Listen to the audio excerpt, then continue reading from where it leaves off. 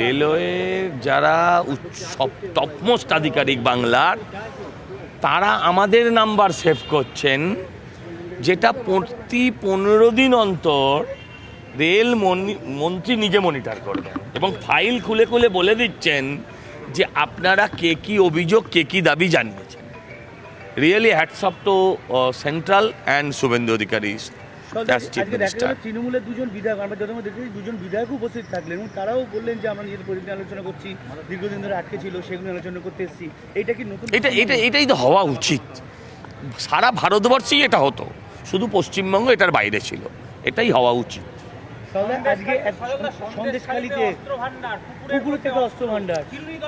পুকুর থেকে আগে রুই কাতলা উঠতো, এখন তৃণমূলের রুই কাতলারা যে পুকুরের ভেতরে অস্ত্র পুঁতে রেখেছে। দেখো, তৃণমূল না থাকলে অনেক কিছু জানতে পারতাম না। আমার বাপ ঠাকুরদা বলেছিল, যখনই হাত খরচার পয়সা চাইতাম বলতো টাকার গাছ আছে। এরা টাকার গাছও দেখিয়ে দিয়েছে। এরা ওই জমির ভেতরে পাটের খেতে টাকা পুঁতছে, হ্যাঁ, পুকুরের ভেতরে মাছের বদলে অস্ত্রের চাষ করছে।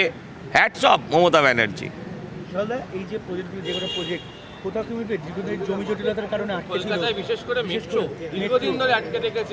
আজকে যেটা মনে হয়েছে আমার, যেগুলোকে আমরা বিরাট অসুবিধা ভাবতাম, সেটা আমি দেখলাম যেভাবে রেলমন্ত্রী ব্যাপারটা হ্যান্ডেল করছিলেন, শুভেন্দুবাবু যেভাবে অর্গানাইজ করছিলেন, যেগুলো কোনো সমস্যাই হয়তো নয়। বরানগরের উপর দিয়েও মেট্রো যাওয়ার কথা, ব্যারাকপুর পর্যন্ত। একদম একদম এটা নিয়ে কথা হলো একদম। হ্যাঁ, কি বলেছেন ওটাতে?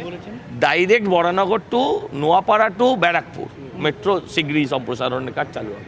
আপনি নিজে কোনো প্রপোজাল জমা দিলেন রেলমন্ত্রীর কাছে? আমি আগেই দিয়েছি। হ্যাঁ, বরানগর। কে? পিসি ভাইপো তো এমএলএ নয়, আর কে অ্যাড হবে? কুণাল ঘোষ, হ্যাঁ, আর ববি হাকিম। কালকে পদটা খেয়ে নিয়েছে না মমতাদি।